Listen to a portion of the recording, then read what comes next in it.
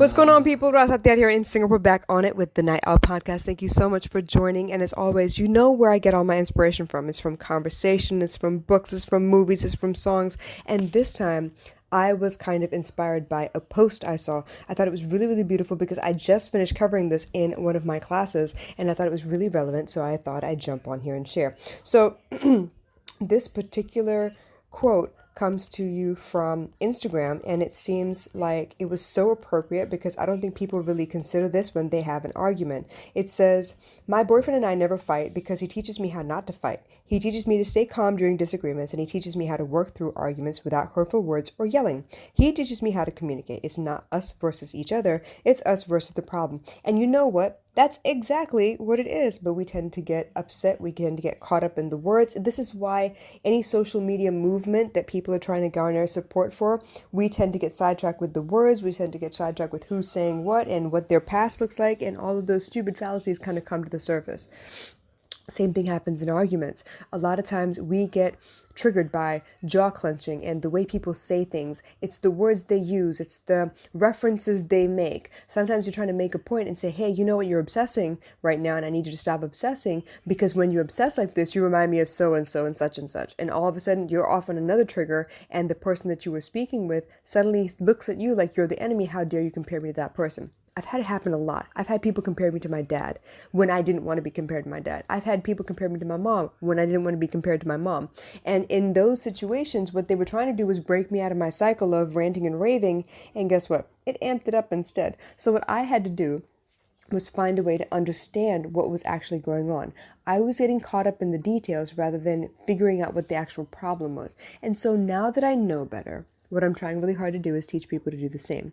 So for those of you who do or don't know, I've been running the Dear Vasati counseling group as a private group for the last month, getting ready to go into our second month, and I'm actually really excited because we're talking about the 4 types of communication, and that includes nonverbal and verbal forms of communication. And the other thing is we need to understand what we're inferring from what we see as well. So when we talk to people, we need to understand that the words give us a little bit of the meaning, but we put it together with the facial expression, the voice intonation, the word choice, and their body language, and we get a whole nother meaning as well. And a lot of times those meanings are actually inferred from other examples from our past. So anytime you see someone's jaw clench, you don't know if they're doing it out of nerves or if they're doing it because they're getting ready to like blow up at you. It depends on what you've seen before, what you've experienced before. And this is how our nervous system kind of keeps us safe, right? It kind of shows us that, you know what, these are dangerous situations because they're similar to other dangerous situations you've lived through. And this is why your nervous system will ramp up and get you all fight or flight mode when you see certain things that actually trigger you. But for the most part, it's really, really hard to stay calm and discuss what actually is going on. It depends on your mood. It depends on how caught up in the feeling you are when you start the argument. Obviously, it's meant to be a discussion, but usually it's an argument. And in an argument, people don't seem to understand. It's one person trying to convince the other person that they're right and you're wrong. But in a discussion, you're trying to tell the other person, hey, I have this problem, I need your input. And then the two of you kind of brainstorm how you can get around the problem itself. So when the quote said that my boyfriend is trying to teach me to calm down and remain calm during a disagreement, and he's also trying to get me to focus on the problem rather than focus on you versus me, that's actually what I'm trying to teach as well. The communication is key. To understand what the other person means when they say certain things is key. It's almost like trying to decipher emojis when you've never met the person before. Some people use peaches and, raindrops and eggplants and all kinds of stuff, and sometimes they don't. Sometimes they mean different things. So you really need to know the context. And a lot of times you can't get to the context if you're disagreeing with each other and fighting each other rather than tackling the problem together. So for those of you out here who have any questions, please, by all means, drop them in the comments below. But in the meantime, I need you guys to consider this. Every time you have a conversation with somebody and it gets heated, what are you trying to accomplish? Are you trying to prove your point, or are you trying to figure out a solution to a problem that you're having? Are you open to other perspectives? Are you open to another person's point of view? Why did you come to that particular person in the first place? Did you choose them because you wanted them to echo what you were feeling and give you space to actually rant and rave? Do you want them to listen and just hear you out? They don't have to say nothing, no expression, nothing, just sit there and listen, and that's all you needed. Do you need them to give you advice?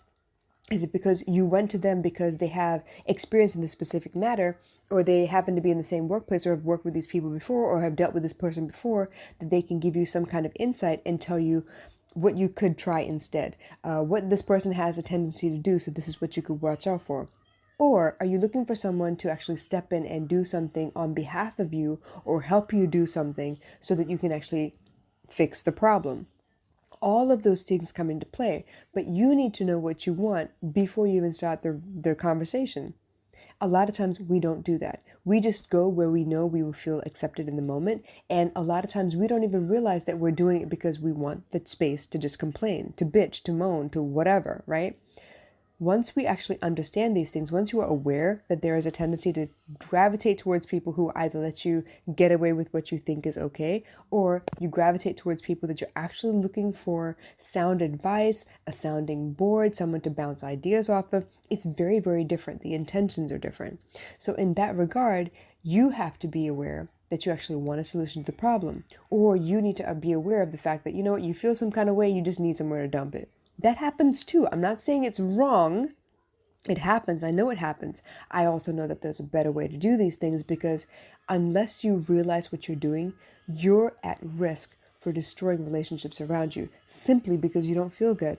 Now, a lot of people are really good about realizing, you know what, I don't feel so hot, so I'm just going to stay away from everybody. I'm going to take a social media blackout day or whatever, so I don't get into trouble. I don't put my foot in my mouth. And that's great too. But for those of us who don't realize what's going on, those of us who are carried away by the emotion, because trust me, there were plenty of years where I just did that. I just got carried away by the emotions, almost like a tide kind of pulled me in, right? But by the end of it, I usually felt remorseful. I felt regret, guilt, and shame because I said some things I didn't mean and I did some things I didn't mean. And now I can't take it back. So, with all of that in mind, I want you guys to consider, as much as we do communicate, there is a severe lack of effective communication. And I don't think people actually teach effective communication either, because I've been in student care centers. I've been in elementary schools and primary schools and middle schools and high schools and secondary schools. I've been in tuition centers. I've been in daycare centers, and I've seen teachers yell and scream, rant and rave at kids, hoping that they get the drift. And what they're trying to do is scare them into doing what they want them to do, rather than understand why the heck their behavior is the way it is, and then work on it from there.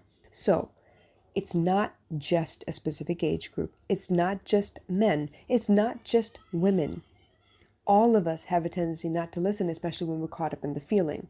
But more than that, we don't realize when we're using people for a specific feeling, as in like a transference of energy, rather than to solve a problem that we actually have. So, being aware is half the battle. And then understanding the communication and who you're going to for the communication is the second part of that battle. So, if you have any questions, like I said, drop them in the comments. I do want to talk to you. But in the meantime, you guys, consider the next conversation you have. Consider the last conversation you had. Consider the last disagreement you had. What did you need? Do you have any idea? And how did it turn out? Was it all right? All right, you guys, I love you, and I'll catch you again soon. Bye.